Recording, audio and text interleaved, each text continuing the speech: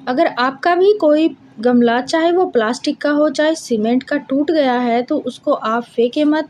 और jade plant के अगर आपको पिकॉक बनाने हैं तो 3 तरह से मैं पिकॉक बनाने वाली हूँ।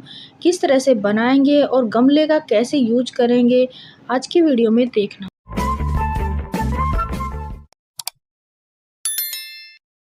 नमस्ते फ्रेंड्स, कैसे हो आप सब। आई होप आप अच्छे होंगे, मैं भी ठीक हूँ।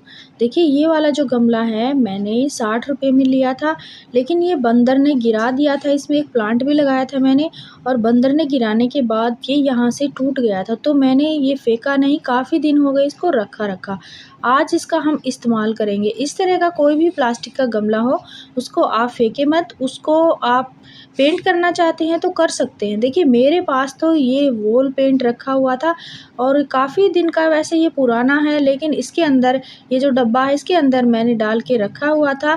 जब मैंने अपनी वॉल को पेंट किया था वो वाला पेंट ही है, तो इसको मैंने पेंट कर दिया, थोड़ा सा सुंदर दिखने लगा। ये फ्रेंड्स आज की वीडियो में हम टूटे हुए गमले का तो यूज करेंगे ही, जेड से रिलेटेड भी आपको बहुत सारी इन्फॉर्मेशन मिलेंगी। सबसे पहले ये वाला प्लांट देखो, ये एक हॉट केस में लगा हुआ है जो मेरा बेकार था, पुराना था। और ये जो प्लांट है देखिए रूट रोट हो चुका है, यानी इसकी जो जड़ें हैं वो गल गई हैं एक साइड से, और ये जो प्लांट है अच्छे से ग्रोथ नहीं कर रहा है और आगे ये प्लांट खराब हो सकता है। देखिए रूट रोट का एक कारण तो ये है कि आपके प्लांट्स में ज़्यादा पानी डला है, और ज़्यादा पानी डलने के कारण उसमें से ड्रेनेज होल रुका है या फिर पानी निकला नहीं है, और उस प्लांट को छाया में रखा हुआ है, धूप नहीं मिली है। अगर आपने जेड प्लांट में ज़्यादा पानी दे दिया तो रूट रोट हो सकता है, और छाया में रख दिया तो भी पानी सूखेगा नहीं, मिट्टी सूखेगी नहीं, तो ख़राब हो सकता है। ज़्यादातर ये बरसात के मौसम में होता है। अब देखिए फ्रेंड्स, इसका आपको सॉल्यूशन बताती हूँ। अगर आपका प्लांट्स भी ऐसे जड़ें गल गई हैं, सड़ गई हैं आपके प्लांट्स में, तो आप क्या करें, या तो उसमें थोड़ा बहुत फंगिसाइड पाउडर लगा ले, बिल्कुल चुटकी भर के, या फिर उसकी मिट्टी चेंज कर दे। गीली है तो सूखी मिट्टी में उसको आप रिपोर्ट कर सकते हैं। कोई भी हिस्सा अगर ज़्यादा गल गया है तो उसको आप कट कर दे वहाँ से, और फंगिसाइड पाउडर लगा दे, दोबारा से उसको रिपोर्ट कर दे, आपका प्लांट्स लग जाएगा। तो मैंने क्या किया है, मैंने इसको रिपोर्ट कर दिया है। और फ्रेंड्स जेड प्लांट जो है ये सैकुलेंट वैरायटी का है, इसको कम पानी की आवश्यकता होती है और 4-5 घंटे की धूप की आवश्यकता होती है। ये जो मेरा प्लांट है ये एक साइड रखा था और वहाँ ज़्यादा धूप भी नहीं थी, यानी प्लांट्स के बीच रखा हुआ था, और बारिश का पानी लगातार इसके ऊपर गिर रहा था, क्योंकि 4-5 दिन हमारे यहाँ लगातार बारिश हुई थी। अभी तो देखो मौसम अलग है, थोड़ा सा शुष्क है, और हवा भी चलती है और ये धूप भी आती रहती है। तो देखिए मैंने इसको बोनसाई की तरह बनाने की कोशिश की है, तो दोबारा से इसमें रिपोर्ट करके मैं इसको ऐसे शेप में दे दूँगी, क्योंकि जेड प्लांट को शेप देने के लिए आपको ज़्यादा मेहनत की आवश्यकता नहीं होती है। ये अपने आप ही कोई न कोई शेप में ढलता नज़र आता है। आप किसी तरह भी इसको मोड़ लें, इसकी जो टहनियाँ हैं ये लचीली होती हैं और आराम से मुड़ के सेट हो जाती हैं। देखिए इस प्लांट को रसीला प्लांट भी कहते हैं, क्योंकि इसके अंदर पानी स्टोर होता है, वो भी इसकी पत्तियों में। तो इसकी पत्तियों में पानी स्टोर होता है, इसलिए इसको कम पानी देना होता है। तो देखिए मैंने इसको थोड़ा सा शेप भी दे दिया, इसको रिपोर्ट कर दिया। अब करते हैं इस गमले की बात। इस गमले में हम ये प्लास्टिक बोतल में मैंने लगाए थे कटिंग से कभी 6-7 महीनों पहले, और उस टाइम मैंने कटिंग लगाई थी तो ये अच्छे से ग्रोथ पे हैं, क्योंकि ये अब मेरे को रिपोर्ट करने पड़ेंगे। ग्रोथ तो ले ली है इन्होंने, लेकिन अब जगह की कमी के कारण ये भी रूट बाउंड हो सकते हैं। देखिए रूट बाउंड का मतलब होता है रूट्स बहुत सारी हो गई हैं और हमारा प्लांट्स झगड़ा गया है, उसको स्पेस नहीं मिल पा रहा है, वो अच्छे से ग्रोथ नहीं कर रहा है। रूट रोट में और रूट बाउंड में यही फ़र्क है। रूट रोट में तो गलें सड़ जाती हैं, पानी ज़्यादा होने के कारण हमारा प्लांट्स ग्रोथ नहीं कर पाता है, पत्तियाँ गिराता है, और ऐसे ही रूट बाउंड में भी होता है। लेकिन रूट बाउंड में हमारी जड़ें खराब नहीं होती हैं, गलती नहीं है, बस फैलती नज़र आती हैं, और जैसे ही उसको स्पेस की कमी पड़ती है तो फिर वो ग्रोथ करना कम कर देता है और पत्तियाँ गिराने लग जाता है। अब इस तरह से देखिए मेरे पास एक ये तार था, इसका इस्तेमाल करके मैंने फ़ोल्ड करके इसके अंदर लगा दिया। अब मैं क्या कर रही हूँ, मैं एक गुबंद की तरह इसको आकार दूँगी ताकि ये बिल्कुल घना होता रहे और इस गमले में चलता रहे। ये जो गमला है ये ऊपर से साइड में से टूटा है, लेकिन इसके अंदर फिर भी 6 इंच का स्पेस है, तो इसमें काफ़ी सारी मिट्टी है और इस मिट्टी में हमारा प्लांट आराम से चल जाएगा। तो एक-एक को मैंने अलग कर लिया है और इसके जो तार है इससे 3 इंच छोड़ के मैंने चारों तरफ इसके ऐसे ये लगा रही हूँ। तो सारी मैं इसमें लगा दूँगी और इनको फिर हम अलग तरह से शेप देंगे। देखिए मैं पीकॉक भी दिखाऊँगी आपको और मैं एक ऐसी चीज़ दिखाने वाली हूँ जो आपके पास भी हो सकती है, यानी आप बिल्कुल ही कम रेट पे ला सकती हैं। वो जो चीज़ है वो आपको मैं दिखाऊँगी जो हर पौधे के लिए ज़रूरी है, यानी वर्मी कंपोस्ट। मैंने वर्मी कंपोस्ट मँगवाई है और कहाँ से मँगवाई है वो आप भी अगर हरियाणा से हो तो आप वो ले सकते हैं, बिल्कुल ही सस्ती पड़ती है और जिस ज़िले में वो मिलती है उसके आस-पास भी रहते हो तो भी आपको मिल सकती हैं। लेकिन वो साल में ही आपको मिलेगी और अब की बार जब मैंने मँगवाई है तो कितनी मँगवाई है और किसके हिसाब से, यानी कितने रुपए के हिसाब से मैंने मँगवाई है। देखिए वो आपको मैं दिखाऊँगी। तो इसको मैंने ऐसे धागे की हेल्प से बाँध दिया है। अब ये गुबंद की तरह ऊपर ऐसे लंबा-लंबा तार के सहारे बनता नज़र आएगा और इसको जब नए-नए टहनियाँ निकलेंगी तो इसको मैं प्रून करती रहूँगी, पिंच करती रहूँगी। तो ये गमले का इस्तेमाल मैंने कर लिया है, इसमें हमारा नया डिज़ाइन यानी नई शेप में ये जेड प्लांट बनता रहेगा।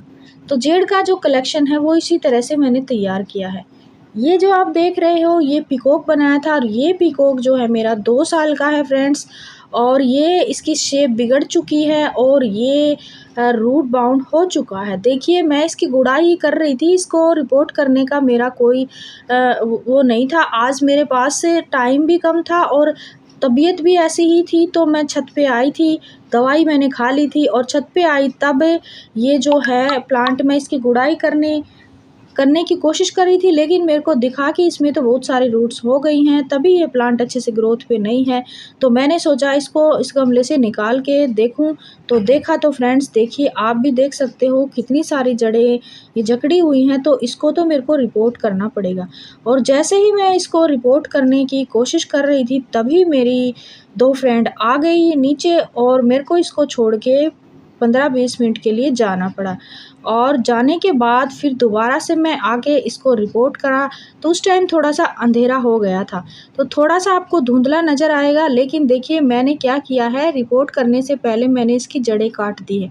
जड़ें काट देने से ये फ़ायदा होएगा कि इसमें न्यू-न्यू जड़ें आ जाएँगी और इसको स्पेस मिल जाएगा, क्योंकि जो हमारी ज़्यादा जड़ें हो जाती हैं तो उनको काट के आप दोबारा से रिपोर्ट करते हैं तो छोटे से पॉट में भी लग जाता है। अब ये है देखिए खाद का कट्टा, ये है वर्मी कंपोस्ट और ये 10 किलो का है। देखिए फ्रेंड्स ये 10 किलो का जो वर्मी कंपोस्ट है मैंने हिसार से मंगवाया है। हिसार में एचए यूनिवर्सिटी जो है उसमें एक मेला लगता है, किसान मेला हर साल लगता है। अगर आप हिसार के आसपास रहते हो तो आपको पता भी होगा, और अगर आपको खाद लेनी है तो आप वहाँ से ले सकते हैं वर्मी कंपोस्ट और भी गार्डनिंग से रिलेटेड बहुत सारी चीज़ें। तो ये जो खाद है मेरी 10 किलो 70 रुपये की पड़ी है। तो आप हिसाब लगा लो ये किस रेट में पड़ी है। हमारे यहाँ पे 150 रुपये किलो मिलती है वर्मी कंपोस्ट भिवानी में, और कोई 100 में दे देता है, लेकिन मैंने हिसार से मंगवा लिए हैं 2 कट्टे ताकि मेरी पूरी साल चलती रहे। तो अगर आप हिसार से हैं या इधर-उधर आस-पास के गाँव से हैं तो आप हर साल किसान मेला भरता है, वहाँ से आप मंगवा सकते हैं या ले सकते हैं। वहाँ पे सारा कुछ जो गार्डनिंग का है, जो खेतों का है, कोई भी वर्मी कंपोस्ट हो या कुछ और हो, सभी कम रेट में मिलते हैं। तो मेले में से आप खरीद सकते हैं। मैंने पिछले साल भी मंगवाई थी, उस टाइम मेरी 5 किलो 50 रुपए की पड़ी थी, यानी 10 रुपये किलो के हिसाब से, और अब की बार मेरी बिल्कुल ही सस्ती पड़ी है, यानी 7 रुपये किलो के हिसाब से। तो आप भी अगर आपको लेनी है वर्मी कंपोस्ट, आपके यहाँ पे महंगी मिलती है, तो आप किसी से मंगवा सकते हैं। यही मेरे को दिखाना था खाद से रिलेटेड। तो मेरी 20 किलो खाद आ चुकी है, इसमें से थोड़ी-सी मैंने अपनी फ्रेंड को देनी है जो मेरे को प्लांट्स वगैरह देती रहती है, कई बार मैं बताती भी हूँ।